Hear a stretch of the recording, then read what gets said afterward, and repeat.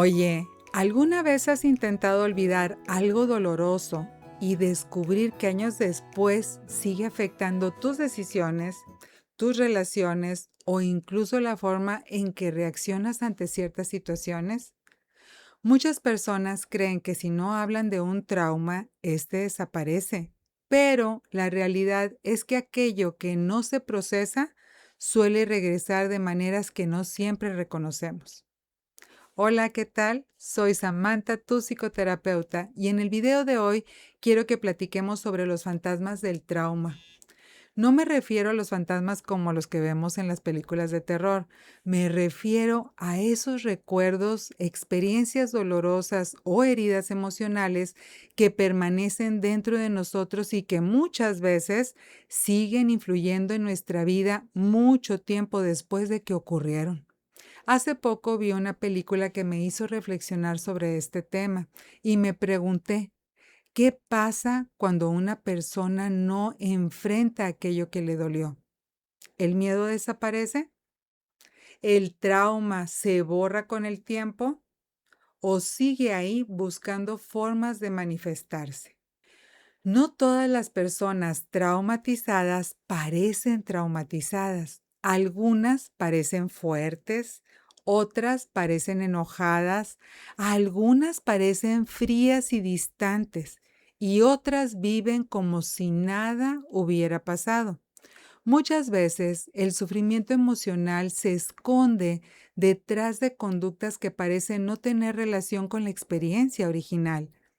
Cuando una experiencia nos supera emocionalmente, muchas veces intentamos evitarla, no pensar, no recordar, no sentir. Pero el miedo no desaparece porque dejemos de hablar de él. A veces permanece durante años y sigue influyendo en nuestra manera de vivir. A veces los fantasmas más difíciles no son los que aparecen en las películas, son los recuerdos, los miedos y las heridas que siguen viviendo dentro de nosotros. Algunas personas desarrollan ansiedad, otras desconfianza, otras una necesidad de control desmedida, otras se aíslan y algunas reaccionan con enojo o incluso con actos violentos o agresividad porque aquello que no logramos comprender o procesar emocionalmente puede terminar expresándose de otras maneras.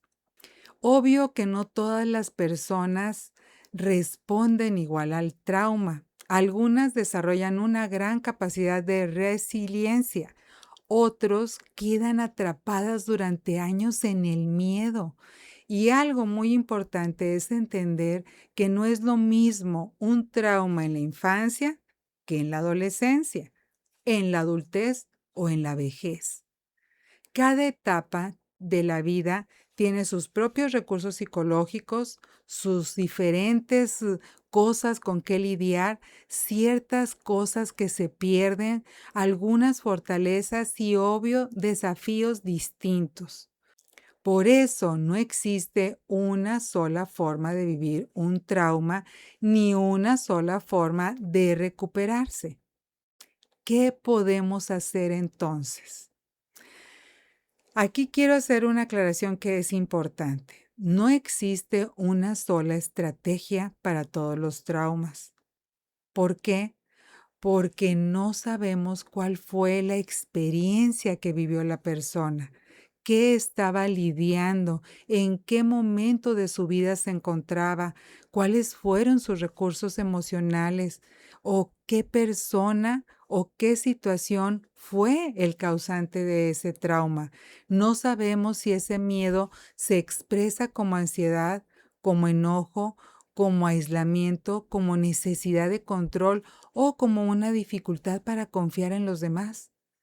Por eso, cada caso requiere un abordaje diferente. Sin embargo, sí hay algo que suele ayudar a la mayoría de las situaciones. El primer paso es reconocer que algo nos sigue afectando. Muchas personas se pasan años diciendo, ya lo superé, ya no me afecta, ya no me importa, ay, eso fue hace tanto tiempo, pero siguen reaccionando emocionalmente como si la herida estuviera abierta. Por eso vale la pena preguntarnos, ¿qué situaciones me siguen generando miedo, enojo o sufrimiento? Porque aquello que podemos reconocer es mucho más fácil de comprender y trabajar que aquello que intentamos negar. Y si notas que ese miedo sigue afectando tu vida cotidiana, tus relaciones o tu bienestar emocional, por favor, busca ayuda profesional, porque eso puede ayudarte a entender qué está ocurriendo y encontrar estrategias específicas para tu situación. Si este tema te interesa, podemos hacer otros videos hablando específicamente de cómo se viven los traumas en las distintas etapas de la vida. El trauma en la infancia, el trauma en la adolescencia y el trauma en la adultez. Y trauma en la vejez, porque las consecuencias y las formas de afrontarlo pueden ser muy diferentes. Quizás los verdaderos fantasmas no son los que aparecen en las películas de terror. Quizás los verdaderos fantasmas son aquellas heridas que seguimos cargando sin darnos cuenta.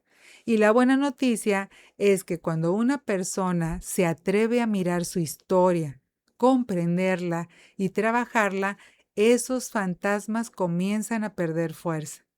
No porque olvidemos lo ocurrido, sino porque dejamos de vivir atrapados por ello. Cuéntame en los comentarios, ¿crees que los miedos del pasado siguen influyendo en la forma en que vivimos hoy? A mí me encantará leerte.